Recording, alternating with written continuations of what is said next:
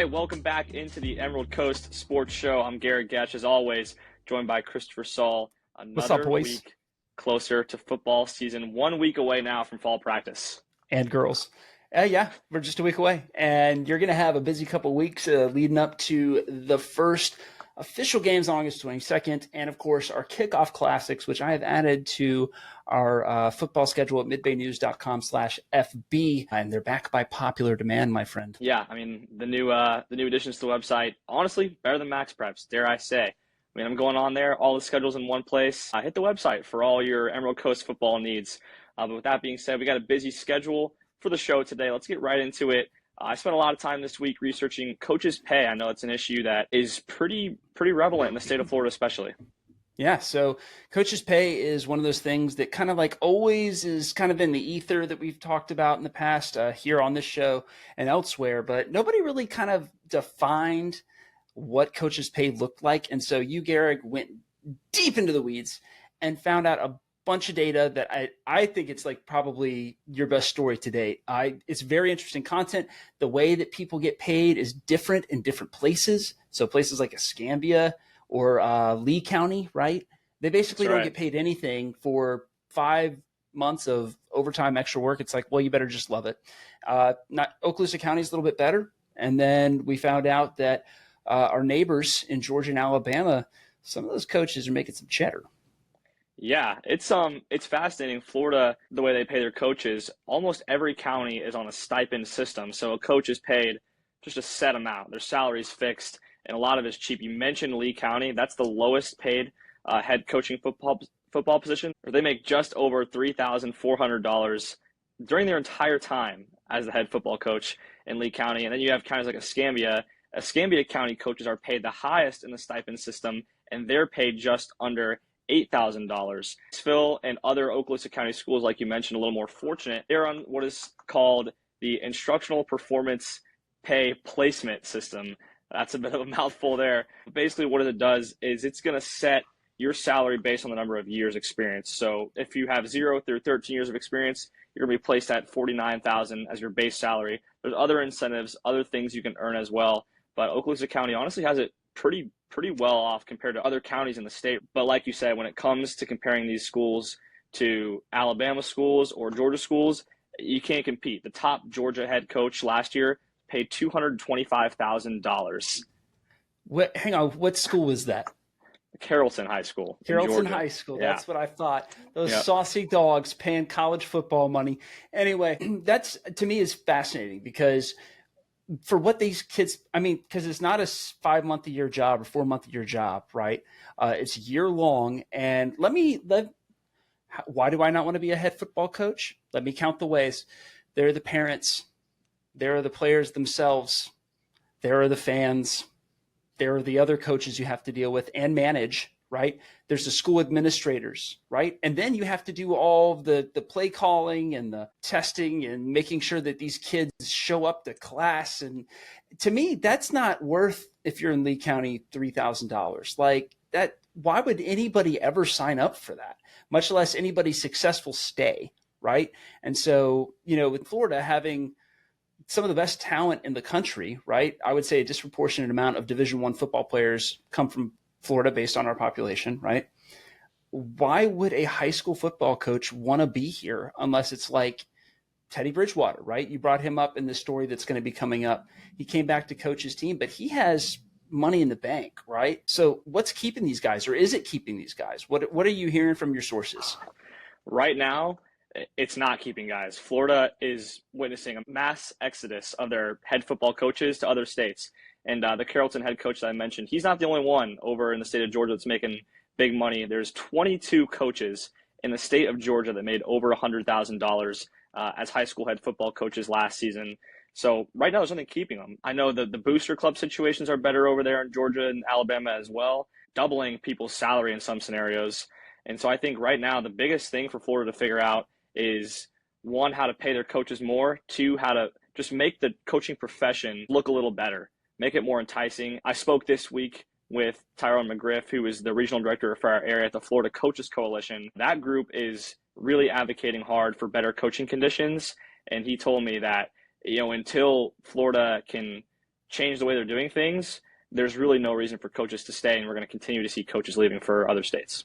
And so if everybody's leaving, right, is there an incentive structure in place for schools to say like, oh my gosh, we need to stop this? Or is it like, well, everybody else leaves and everybody else's coaches leave, so we're all kind of at square one anyway? Like how does this work? Well, right now, among the stipend counties, there's really no further incentives for these coaches to be paid. Mr. McGriff at FCC has been talking a lot with state representatives. Their whole organization has been super busy in this legislative session. Their goal is to get a new bill out January 2026, increasing the coaches' pay. The stipend system looks like it's here to stay for now, but a stipend increase is what we'll be looking at in the majority of the counties, somewhere up towards $22,000. You still might think that's grossly underpaid for the coaches, but it is a step up. If you're a Lee County coach making $3,000, that's $19,000 more dollars in the bank right there. And I think that, among other things, is what the FCC is trying to do. I know they have support from Governor DeSantis, as well as a lot of different representatives and legislators here in the state of Florida. I think it's just a matter of time before the ball gets rolling on that. However, I don't see the stipend system really going away anytime soon. Here's a good question for you. This, of course, the stipend doesn't apply to private schools, right? So this gives private schools a huge advantage, I would think, in theory, because they can pay their coaches whatever they want. Yeah, I mean, for sure. These private schools are going to benefit, and their coaches are getting paid real salaries for the job that they work, the overtime that they work, for the conditions they work in. And so I think that's another thing that makes it attractive for these coaches to maybe leave these public schools, like we've seen in the past. A lot of coaches leaving, and maybe not even out of state, maybe just to the private schools in the state of Florida. I mean, because I'm thinking about some of the biggest names in the, I would say, under like 5A classification. I mean, so St. Thomas Aquinas, right? Typically a state finals contender. Chaminade Madonna, one of the best teams in the state, and they're like 2A, right? Nobody gets past Bowles in North Florida, right, in single A. I mean, I was going through the data for Walton and South Walton, and, you know, Walton would make the playoffs just about every year, and maybe they'd make it past the first round, and maybe they'd beat Catholic, or maybe, and then they would lose by 50 to Bowles. And it's like somebody put a wall in Duval County, and nobody can pass it from North Florida. So Bowles is like the ultimate like bridge troll, I guess. I'm mixing metaphors with walls and bridges, but you just can't get further south than Jacksonville, or further north than Jacksonville if you're coming the other way. And I guess that makes a lot of sense, because if you can pay a single A ball coach $200,000 a year to go around and beat up on a bunch of other schools, why wouldn't they take it? Yeah, for sure. You mentioned Teddy Bridgewater earlier at Miami Northwestern. He's been suspended for providing what the FHSAA calls impermissible benefits to his players. And what some of those things pearls. Let me clutch it. Oh no! Don't give the kids food and cleats. Don't do it. It's wrong. It's food. It's Uber rides. It's it's Uber rides. I think there's a lot of outcry about that, and so how dare they? I know, right? I'll say this: as an SMU alumni and fan, if there's one thing I love, all right, it's benefits. Benefits that maybe not everybody gets and not everybody's giving out. All right. But I see nothing wrong here. Nothing wrong here. Good job, Teddy. He's looking out for the kids. Yeah. And so it's interesting that you bring that up, because those benefits I think a lot of the things that FCC is trying to do is trying to get the FHSAA to look at those impermissible benefits and say, okay, is this really providing an unfair advantage? Because that's the reason that they're impermissible in the first place, is that these benefits don't provide an unfair advantage to teams in the state of Florida. But at the same time, is it not a benefit for these private coaches to be paid a full salary and the public school coaches to be paid on stipend? So that's another something I think could be interesting to look into, as new legislation is passed, and the way that the payment system has changed in the state of Florida. I think that's one to watch. Well, you got to remember, Gehrig, that frankly, that cup of noodles that was given out had like the secret sauce in it, and that's not fair. Hey, I didn't hear about that.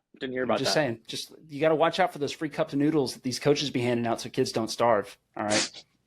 Just saying. Yeah, it's the whole coaches pay system is an interesting dynamic currently with the stipend system. I know Okaloosa County, I mentioned, is on the instructional performance pay placement for head football coaches only. So every other sport coach in the county, they're on that stipend. So the majority of coaches in the state of Florida, I would probably say upwards to 95 to 99%, are on this stipend system. And so it's just going to be an interesting story to see unfold. It's relevant in our county for two reasons. One, because the head coaches are off the stipend, but everyone else is on the stipend. How might that change in the future? I know the instructional performance pay placement for high school football coaches is pretty recent. I know it's pretty recent for band directors as well. It was the same scenario there where band directors were on the stipend and they're transported over to the IPP. So it's interesting to see how this is all going to play out. Right on. All right, we're going to take a quick break, but when we get back, you're going to hear Mr. Christopher Saul's conversation with Niceville Eagles head basketball coach, Miss Meghan Darhower. Meghan Darhower, she is the head coach of the Niceville Eagles lady basketball team. Lady Niceville Eagles. I can never do that. It just feels like it should just be the Niceville Eagles. That's what I always say. I don't say lady okay. Eagles. So Niceville is, coming off of another playoff run this past year. Had a couple of really good players. Your star for the upcoming year, Carson Fair's already got a couple of D1 offers. And now you guys have a gym to match. Is that pretty much what's going on? Yeah, so it's been busy this summer. We've had to use that new building that we got, the multipurpose room, and been getting work in the whole month of June. And secretly behind the scenes, they've been doing some great stuff to our gym. So we're excited. So we got some pictures that we're going to share with you guys on screen now. But tell us, for everybody that might just be listening over the podcast, what this gym looks like, what the upgrades are, and what it means for the team. So it got a whole new facelift. I mean, they put it down to the bare bones, did a great paint job and also some stain. Our AD and Mr. Morello and a lot of us came up with a great design that we're happy about. It also got a huge paint job in the lobby, the gym, and then the I guess it's like a little annex lobby area heading into the school. So it's getting a huge makeover, and the front of the gym's going to get a makeover as well. It just shows that our administration is, first of all, it's obviously the best administration around, and they've figured out a way to, financially support us and get this done, because honestly, we wanted to be the best gym in the county, and I think we're going and heading in the right direction. You guys, you talked a little bit to me offline about like the number coding and all the stuff that you had to do through the school district bureaucratic stuff to get this. Can you kind of explain how you go from old gym to new gym financially? Well, I think a lot of that was Mr. Morello. There are some funding codes in there for painting and, for the gym floor. So, but a lot of it was some businesses stepping up and helping with some of the renovations. I know the front of the gym, I think, is being helped by a couple. I can't really say who at the moment, but the county did have some funding available. I guess it's technically through the school that they get money that's set aside for things like paint.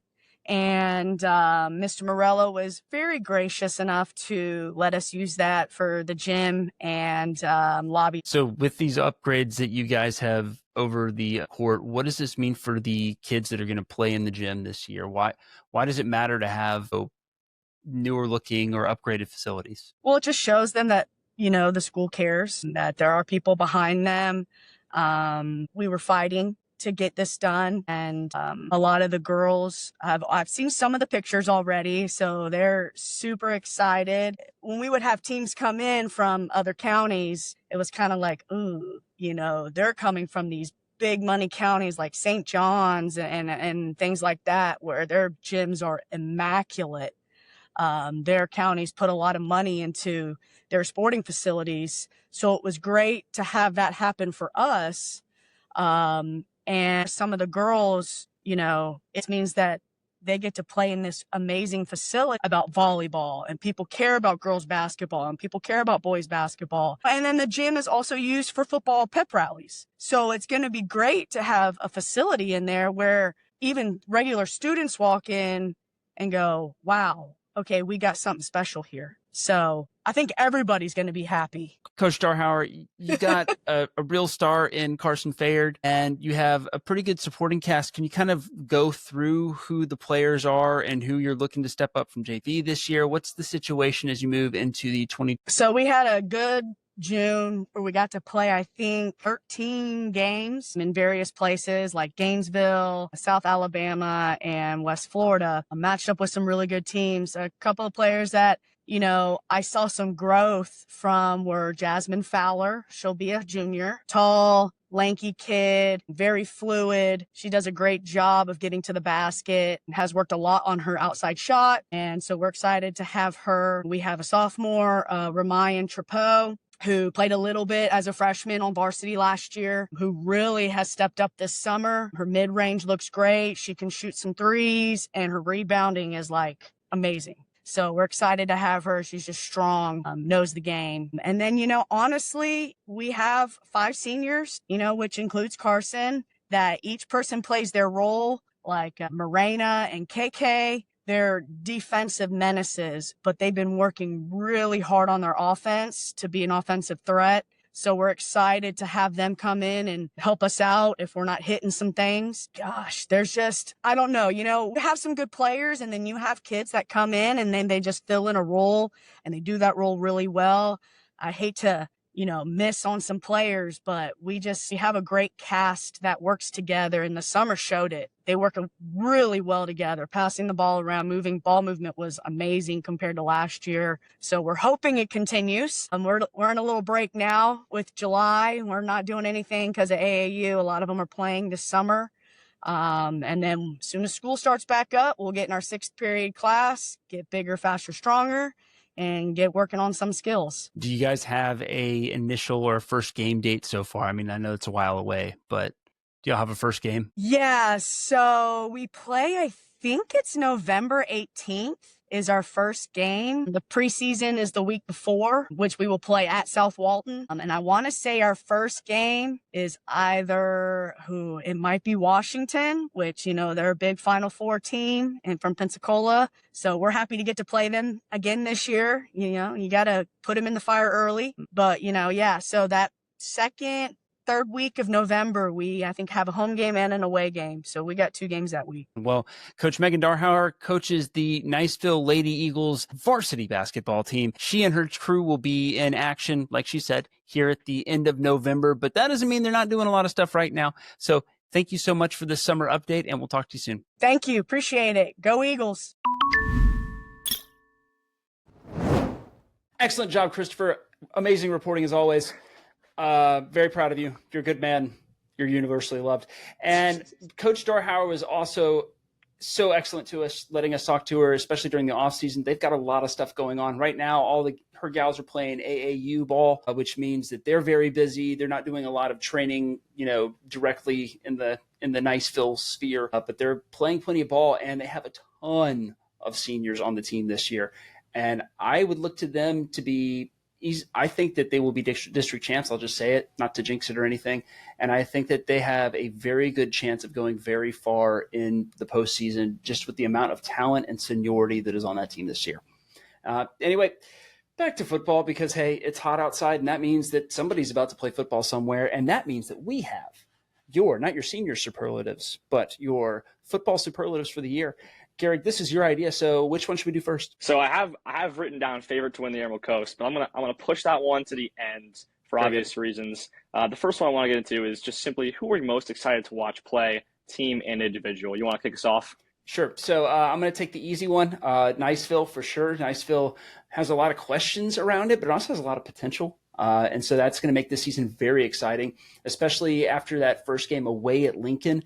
They've got a lot of good early season games. They're playing like Escambia, and then later in the season playing some hard knocks teams. They got Choctaw kind of in the middle of the season. And then their district, I think Milton is going to be a formidable opponent. I don't think that Gulf Breeze will be. And I think that Mosley, as always, is going to be tough. Tommy Joe Wooden puts together a really good team. And so for Niceville, that's who I'm most excited to see as a team. And as an individual, I think a kid that's really flown under the radar on Niceville and around the Emerald Coast is Max Roche. He's gotten a couple of smaller school looks. I think the service academies are looking at him to play at the next level. But this guy, he's a 6'4", 200 and some odd, I think like 240-pound tight end. He's huge. And for a new quarterback, they're going to have a new quarterback at Niceville this year, to have someone to throw the ball to that is very large and can catch it. is going to be a huge asset. It's going to make that quarterback look much better than they might be. And if they're really good, then, they'll also be able to throw to Robert Stith, and Justice Donahue and the defense are going to help to kind of shore that up. Max Roche provides that security that somebody needs to get comfortable, especially early, especially with tough games early. So I'm really excited to see him play, and I won't be stunned if Power 4 conferences, SMU, start sniffing around to come and get this kid. SMU, hashtag SMU. Put it in the we're speaking that into existence, aren't we? Look, man, it's gonna happen. All right, one of these days, I'm gonna get what I want. So the day we see an SMU scout at Eagle Stadium, that's your work is done. I'll take him to the night. I'll take him to trade winds. All right, I'll take him wherever he wants to go. I'll treat him so nice. Oh, man, I love it. All right, well, continuing kind of along that Niceville excitement, my individual I'm going to take is Robert Stith. You mentioned him a bit with the new quarterback. Having a guy to throw to like Robert as well is going to be super, super helpful for this Niceville offense, getting into a rhythm. And we already saw Robert Stith just put up generational numbers last season as a wideout at Niceville High School. Closed the season really strong. I think he had 5+ receptions in his final 4 or so games, a double-figure reception game against Ponte Vedra in the playoffs. I'm sure we all remember that one here in Niceville. But I think he's just poised for an even bigger step, having that confidence of already making that D1 commitment to West Virginia. I think he's a really exciting player to watch. And I agree completely with you that Niceville is going to be a really interesting team to see unfold, especially as we learn a bit more about the personnel, how they're going to look formation-wise under Coach Morgan, and just overall how the season kicks out. Yeah, and I mean, Robert Stith is so dadgum fast. I've spent a lot of time on the sideline watching him blow by me with the camera like this, and you only have this much vision when you have the camera on, and so you're just like really fast. Just the level of speed that he has is so much more than really anybody else I saw on the field last year, both for Niceville and for the teams that they played. I mean, he's just so incredibly fast.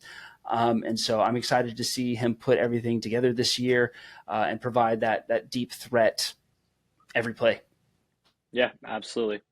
All right, I'll take us into our next superlative here. I've written down a team poised to make the biggest jump in 2025. Who you got there?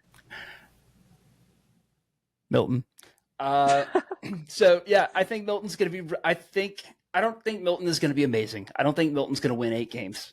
But when you win 1 or 0 games for most of the last decade, I mean, anything's an improvement. So yeah, I think Milton wins 5 or 6 games. I think Milton threatens for the district championship. I think that Mosley had a 4-year quarterback and a 4-year running back last year that have both left, right?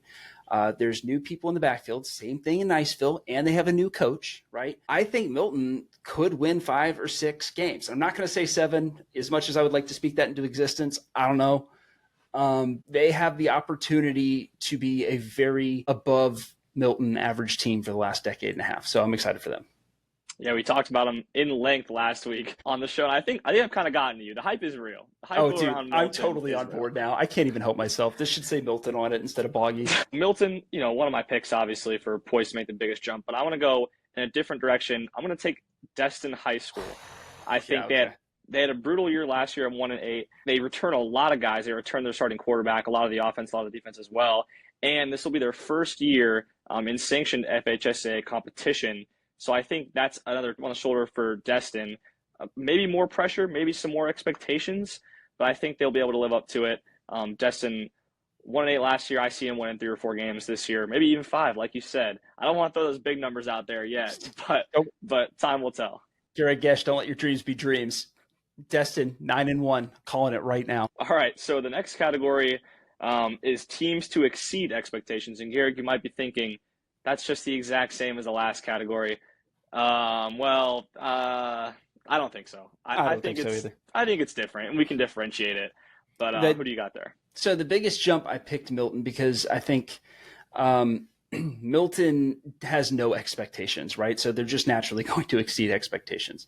But I picked Destin for this category because I do think with E.G. Green there and the fact that E.G. Green turned down Fort Walton Beach, and they have a bunch of kids from Fort Walton Beach and Niceville that said, like, I'm going to Destin, like, they can exceed the expectation, which I think would be If you look at their first 4 years, I think that they won an average of like 4 or 5 games. I dare to dream, my guy. I see Destin with a 6-win season this year. I think that because of the talent that's brought in, the energy that E.J. Green is bringing to this team by staying, right? He turned down his alma mater to be at this team. He wants this. And so I love that. I think that that's a really cool example. And so I'm on the Destin train as well. I'm on all the underdogs trains. That's just kind of who I am. I'm okay with looking like an idiot. But yeah, I choose to believe Destin Milton 2025. I love it. At the end of the season, no one's going to give us any crap for really rooting for these underdogs, I think. So I think I think there's rightful reason to believe that some of these teams will have a good season. And that brings me to my team that I would think will really exceed expectations that year, and that's going to be Freeport High School. Okay. So 5-5 a season ago, if I'm remembering correctly. But they catch a bit of a rough schedule, in my opinion. The games they won, they blew most everyone out. The games they didn't win, they mostly got blown out. So I think in the schedule is the exact same this year. Pretty much 8 or 9 of the games are against the same teams. So I think that's a bit unfortunate in the scenario of that. You're going to have to beat some teams that beat you pretty handily last year. But I really like their returning offense. Arguably one of the best returning quarterbacks behind the Choctaw guys at Freeport is going to be junior Carter Nunez. He's really solid. And then you have University of Louisville commit Julius Miles at tight end. I think Coach Sean Arts is doing something really special over there at Freeport. The expectations will probably, for Freeport, again, to see a 5-5 type season. I think they'll exceed that and win 7 or 8 games this year. Do you think they win their district? That's a good question. I'm going to leave my prediction out for this one. Fair enough. Leave my Fair prediction enough. out. Catholic's a hard team to beat. I mean, that's a 4-team district with Walton, South Walton, Freeport, and Catholic. Catholic has the machine behind it. They've got the money to do what they got to do. And the Walton County schools are pretty small. I'll make my prediction. I think Catholic wins that district. But I have no clue who's going to be in second place in that district. Right on. Well, time will tell. And that brings me to the next superlative, the most underrated team or individual. I'm curious to see who you have for this one. I did not pick an individual, but I should have. I will say the most underrated team I have down here is Fort Walton Beach. I think that people sleep on the beach a little bit too often just because they've been bad for 25 years. But new coach, so I mean, can't get any worse, right? And they're playing. I watched them in the spring games this year. They socked it to Niceville a couple of times on a couple of drives. They stuffed them in. And I don't know if that was just Niceville wasn't firing on all cylinders with the new coach, but Fort Walton Beach had a new coach too. They don't look special. I don't think that they're going to win more than 5 games, but I think that everybody kind of looks at Fort Walton Beach on their calendar and goes, whatever. And I wouldn't do that this year. I think they have the opportunity to beat Crestview. I don't think they'll beat Choctaw, but I think that they could beat Choctaw if Choctaw takes the night off. Sure. Yeah. For my most underrated pick, I'm going to go to Crestview, both for my team and individual. For my individual, it's Zai Tassine. He's a returning junior, and I just want to read his splits. I'm going to get these exactly right. 270 yards passing through the air last season, 56 on the ground, 328 receiving, 7 total touchdowns, and 15 total tackles. As a sophomore, that's all the stats. That's every stat. Every stat he has notable numbers. Does he have a punt? Does he have a punt return? I mean, he probably does. If he gets a punt return this year and all of that, we should name this after him. This segment, this superlative. This is the Gordie Howe hat trick, but of high school football. Yeah. So this guy's playing all sides of the ball at a young age. And so, I mean, we're talking young Travis Hunter. I mean, I don't want to make that a claim, but he's doing it well on both sides of the ball. And then Crestview as a whole returns basically their entire defense from a year. They had a pretty good defensive year last season. Not the best season overall as a team, but a really good defensive year, held Choctaw to 14 points. So I want to say Crestview and Zai Tassine will be ones to watch in the 2025 fall season for sure. All right, and the next thing you got under here is Game of the Year. I don't know if you want to save this one, but I can go right in because I think we both picked the same thing. Yeah, take it away. Niceville Choctaw, come on, man. Like, it's going to be at Niceville this year. It was Niceville's closest regular season game, if I recall correctly. they hadn't really been – they weren't in a dogfight for most of it. I think Niceville pretty much knew, like, hey, this is how this is going to go for the regular season. And now I'm thinking about it, Lincoln almost beat them. So it wasn't as close as Lincoln. But, yeah, I think Choctaw's a good football team, man. I think Choctaw's a really good football team. And I think Niceville, if it lives up to its expectations, will have the edge at home. But that is not a guarantee this year. Yeah, I think it, like you said, it's the obvious pick for game of the year. I think Niceville Choctaw is week 4 or 5, if I'm remembering correctly. It's early in the season. And so I think it's rare to have a high stakes game like this so early in the season. A lot of people are going to be looking forward to week 4 or week 5 or whatever it is. But if I'm Niceville or Choctaw, I'm really focusing on games 1 through 3 because Niceville at Lincoln to start is no slouch. So I think, I mean, it's going to be interesting to see, in my opinion. I'm giving Niceville 2 points at Lincoln. Lincoln's number 33 in the state. Lincoln's at home. Lincoln lost twice, one in heartbreaking fashion and the one that was a blowout in the playoffs. Lincoln mad. And Lincoln has the additional help from former Niceville head coach Grant Thompson on the offensive side of the ball. I think Lincoln is I would take Lincoln in a heads-up game over Niceville at Lincoln right now. All right. Well, let's get into our final couple. Let's do this one together. Best offense, best defense. Best offense for me probably this year is going to be Choctaw. Choctaw has 2 returning starting quarterbacks. It has a lot of deep threats. It has running backs. It has a good offensive line. Heck, special teams is pretty decent. And the only thing that gives me the pause is that Niceville's offense has a deep threat and a good tight end that could potentially match up with that. But I don't think that the firepower is there like it was last year. So, yeah, I'm picking Niceville over Choctaw offensively. Yeah. That's, like you said, I think those are the 2 teams to watch on the offensive side of the ball, Niceville and Choctaw. Like you mentioned, the returners from Choctaw, I think, gives them the slight edge at this point. But Niceville has star power, and we know we've talked about it in length on this show with Justice Donahue, Robert Sitton, now Max Roshi. So you got guys over at Niceville who can make big plays. A lot of returners at Choctaw who can do the same thing. So that's the big offensive matchup to watch for me. And then on the defensive side, I talked about it a little earlier in the show. I want to take Crestview defense. Returns a ton of their defensive production from last season. And we saw they held really good teams to really low numbers last season. So I think this season will be another step up for that defense over there in Crestview. Again, Crestview, very good team. Like you said, held Choctaw to 14 points last year. And what I would say was a rough year for the Crestview offense.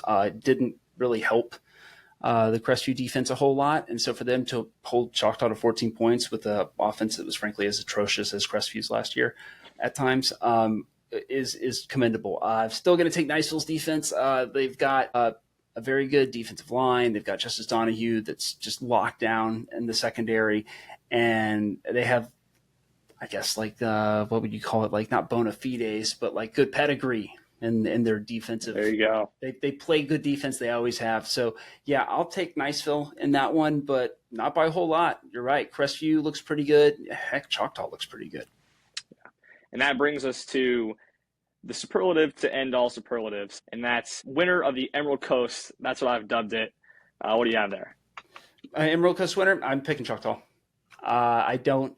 Again, wearing a boggy hat, so this isn't like a, Niceville is so bad.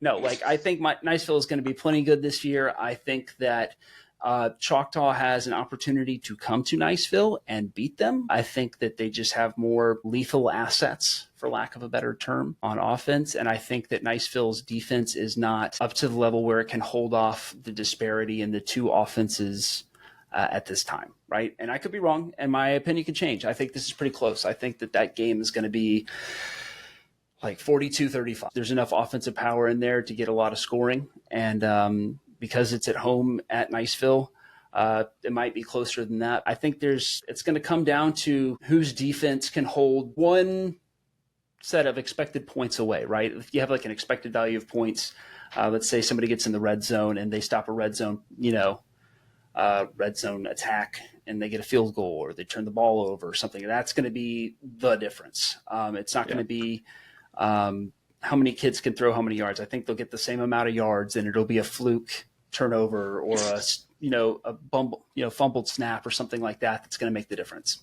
seems to be how it works in high school football. And I honestly, I have to agree with you. I think the winner of the Niceville Choctaw game will walk away with the best record among the teams that we're going to be covering this year. I think it favors Choctaw right now, especially because I think Niceville might have a more difficult schedule in week one. You could, I don't want to say I could see him losing there, but that's a tough game. That's not nowhere near a guaranteed win. I could. So, yeah, there you go. I mean, with the boggy hat on too. But look, you don't lie to your friends. You tell your friends the truth. That's biblical. Yeah, that's right. That's right. And so I think Niceville, the schedule favors Choctaw. And so even if Choctaw slips up against Niceville, I still think they can walk away at the end of the season with a better record. But, man, that is going to be a race to watch, and I'm looking forward to it. Right on, man. All right, well, that's all the time we have for you today on the Emerald Coast Sports Show. Stay tuned next week. I'm going to start going to some fall practices, going to have some in-depth explanations and insight on what these teams are doing, what they're looking like going into the season. As always, I'm Gehrig Gesch. Thank you, Christopher Saul, for joining us once again. This has been the Emerald Coast Sports Show. ECSS.